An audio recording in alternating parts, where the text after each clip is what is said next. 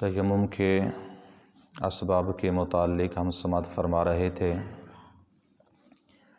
کہ کس کس وقت تیمم کرنا جائز ہے، تو پیچھے جھوٹے پانی کے اندر ہم یہ ذکر پڑھ کے آئے کہ گدھے کا جوٹھا یہ مشکوک ہے۔ مشکوک کا حکم یہ ہے کہ شریعت میں قرآن اور حدیث کی کسی نص سے یہ ثابت نہیں ہوا، اس پر جو حکم لگتا ہے شرعی، اس وجہ سے اسے فقہاء کرام نے، بزرگان دین نے مشکوک رکھا ہے۔ مشکوک کا حکم یہ ہے، مکروہ کا حکم کچھ اور ہوتا ہے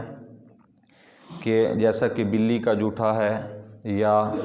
چوہے وغیرہ کا جوٹھا ہے تو یہ مکروہ ہے۔ مکروہ کا حکم یہ ہوتا ہے کہ وہ پاک ہوتا بھی ہے، پاک کرتا بھی ہے، صرف کراہت ہوتی ہے، اس میں تھوڑی سی ناپسندیدگی آ جاتی ہے، باقی وہ پاک بھی ہے، پاک کرے گا، وضو بھی اس سے ہو جائے گا۔ اور مشکوک کا حکم یہ ہوتا ہے کہ شک کی وجہ سے اب اگر نماز پڑھنی ہے، کوئی مطلق پانی اور نہیں ہے کہ جس سے وضو کیا جا سکے یا غسل کیا جا سکے، تو پھر حکم یہ ہے کہ مشکوک پانی سے وضو بھی کرے اور ساتھ میں تیمم بھی کرے۔ یہ حکم ہے کہ دونوں چیزیں، تیمم بھی، اگر اس کا وضو درست ہوگا تو تیمم کا کوئی فائدہ نہیں، پھر وضو ہو جائے گا، اور اگر وضو اس کا درست نہیں ہے تو تیمم اس جگہ پر اسے کام دے گا اور اس کا وضو بہرحال ہو جائے گا دونوں چیزیں کرنے سے۔ اور یہاں پر اعلیٰ حضرت نے ایک اور چیز بھی بیان فرمائی کہ یہی حکم خچر کا بھی ہے، خچر کے جوٹھے کا بھی ہے، کہ وہ خچر کے جس کی ماں گدھی ہو اور اس کا باپ گھوڑا ہو۔ اور فرمایا کہ ہمارے ملک میں عام جو خچر ہیں کہ وہ ایسے ہوتے ہیں کہ ان کی ماں گھوڑی ہوتی ہے اور باپ جو ہے وہ گدھا ہوتا ہے، تو ان خچروں کا جوٹھا مشکوک نہیں بلکہ طاہر ہے، بلکہ یعنی ماں اگر خچر کی ماں اگر گھوڑی ہے تو پھر اس کا جوٹھا طاہر ہے، یعنی گھوڑے کے حکم میں آئے گا، اور اگر اس کی ماں گدھی ہے اس خچر کی تو پھر وہ مشکوک آئے گا، یعنی گدھے کے حکم میں اس کا پانی ہوگا۔ تو یہ یعنی وہ اب پاک بھی نہیں ہے، یعنی جو مشکوک ہے اسے ہم بالکل پاک بھی نہیں سمجھ سکتے اور بالکل اسے ہم نجس بھی نہیں سمجھ سکتے، اس لیے حکم یہ ہے کہ اگر ایسا پانی موجود ہے، ایسے خچر کا ہے یا گدھے کا جوٹھا ہے، تو اس میں حکم یہ ہے کہ تیمم بھی کیا جائے گا اور وضو بھی کیا جائے گا۔ اور اس میں بتایا گیا کہ اگر پہلے اور بعد میں تیمم کر لے، اس میں آگے پیچھے کوئی زیادہ مسئلہ نہیں ہے، لیکن اعلیٰ حضرت علیہ رحمہ فرماتے ہیں زیادہ افضل یہ ہے کہ پہلے وضو کر لے اور اس کے بعد جو ہے تیمم کر لے۔ اس کے علاوہ ایسی جگہ پر اگر ہیں کہ پانی مطلق اور مقید ہونے میں شک ہو گیا، اشتباہ پیدا ہو گیا، یعنی جیسے ایک نبیذ التمر ہے، یعنی یہ پانی صحیح ہے یا کوئی اور چیز بن چکی ہے، اس چیز میں اگر اشتباہ ہو جائے، شک پڑ جائے، جیسا کہ نبیذ کا پانی ہے کہ کھجوریں بھگو کر رکھی ہیں، تو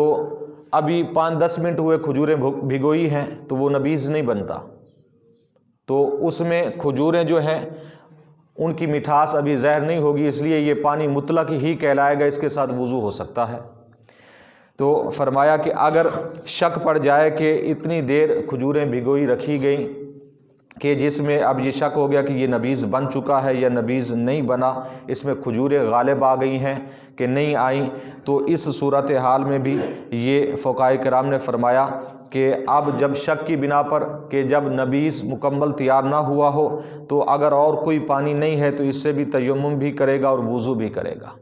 صرف یہ پانی موجود ہے اور کوئی پانی نہیں ہے۔ اگر نبیذ تیار ہو چکا ہے، بن چکا ہے، تو پھر یہ حکم نہیں ہے، پھر حکم یہ ہے کہ صرف تیمم کرے گا۔ تو باقی جتنی بھی ہم نے پیچھے صورتیں پڑھی ہیں، یعنی اسے ایک خلاصے کے اندر آپ سماعت فرمائیں اور ذہن میں رکھیں کہ ہر وہ مرض، ہر وہ بیماری کہ جس کی وجہ سے بندہ پانی پر قادر نہیں ہو سکتا، بندہ مومن پانی استعمال نہیں کر سکتا، یا تو مرض بڑھ جانے کا خطرہ ہے یا مرض بالکل ہی زیادہ ہو جانے کا خطرہ ہے، تو ایسی صورتحال میں حکم یہ دیا ہے ہمارے دین اسلام نے کہ آپ تیمم کر کے نماز پڑھ سکتے ہیں۔ اور اس میں یہ شرط ہے کہ مرض بڑھ جانے کا یا بیماری زیادہ ہو جانے کا جو خطرہ ہے یہ اپنے تجربے سے ثابت ہو، پہلے صرف شک کی بنا پر نہیں، اپنے تجربے سے ثابت ہو، یا کسی مسلمان طبیب نے جو فاسق و فاجر نہ ہو اور ماہر بھی ہو اپنے شعبے کا، اس نے اگر منع کیا ہو، تب بھی یہ حکم ہے کہ آپ اس مرض کے اندر، اس بیماری کے اندر پانی استعمال نہیں کر سکتے۔ اس کے علاوہ پانی اتنا دور ہے، 1 میل جتنا دور ہے تو بھی ہم تیمم کر کے نماز پڑھ سکتے ہیں، یعنی یہ شرط 1 میل پانی اگر دور ہے، نماز پڑھنا چاہتے ہیں تو ہمیں ہمارا دین اسلام اجازت دیتا ہے کہ لازمی نہیں ہے کہ ہم جائیں اور پانی لے کر آئیں، اگرچہ ہم اسی راستے میں اسی سفر پر جا رہے ہیں، اگر ہم نماز پڑھنا چاہتے ہیں تو تیمم کے ساتھ نماز پڑھ سکتے ہیں، نماز ہو سکتی ہے۔ کوئی بھی ایسی صورت کہ جس کی وجہ سے پانی پر بندہ مومن قادر نہیں ہے، یہ ساری صورتیں ہم پیچھے پڑھ کے، کوئی بھی صورت ایسی بن گئی کہ اب پانی استعمال نہیں کر سکتا، یعنی بیماری کے علاوہ بھی کوئی وجہ ہے، یا تو پانی دور ہے، یا کنویں سے نکال نہیں سکتا، یا موٹر تو لگی ہے بجلی نہیں ہے،